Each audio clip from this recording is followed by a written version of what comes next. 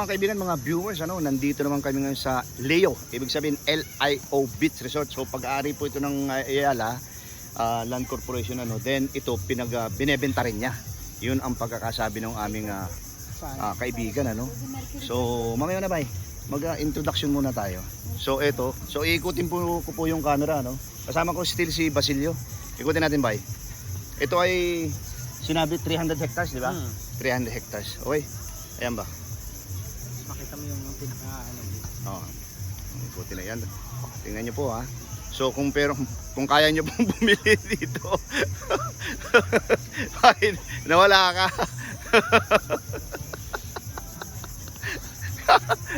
Kung kaya nyo pong bumili dito ng kahit mga 2 hektarya, kayang-kayang beach resort na yun, di ba, pare? Okay, sige po.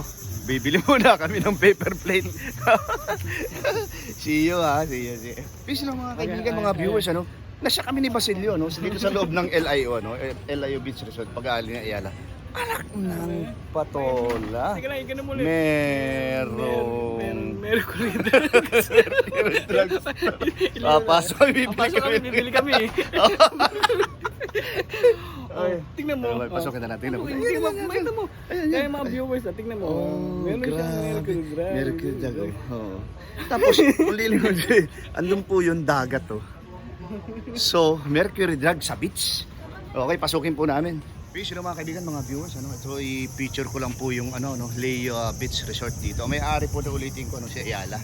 So pero ito po ay 300 hectares, pero binenta po niya sa iba't ibang gusto mong patayo ng resort po dito, So yan yung kagandahan, yan yung front.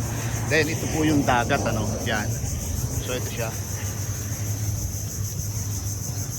So Sangkaterba din po.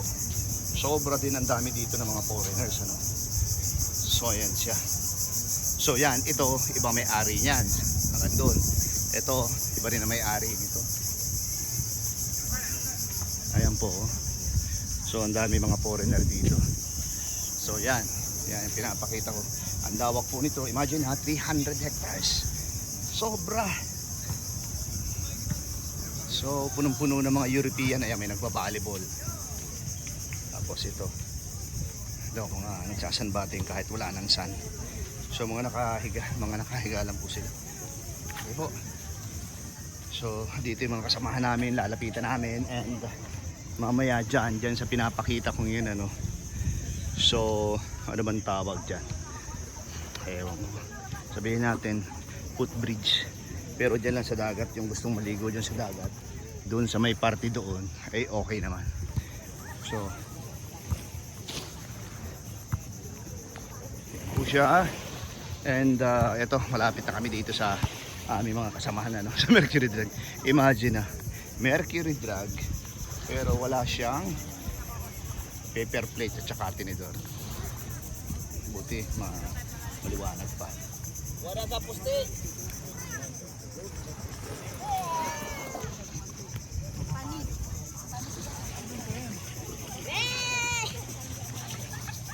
Ayun po, may nakapula.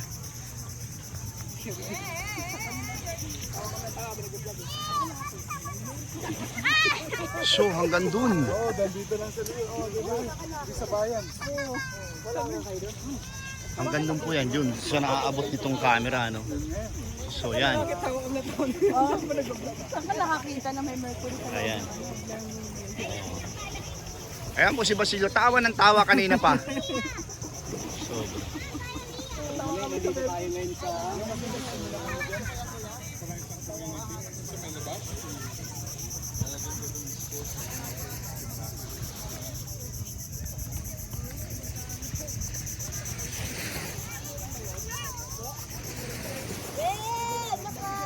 Aeroplano, nakita mo lumipad. Oo. Saan ba yung airport dito?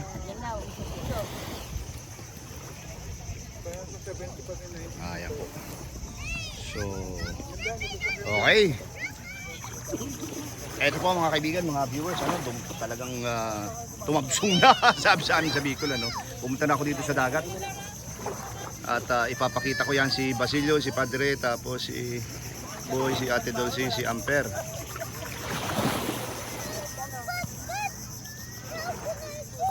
Napakataimtim ng dagat. Tapos tingnan nyo po mga kaibigan yung ano, yung bundok. Okay. Naka-red.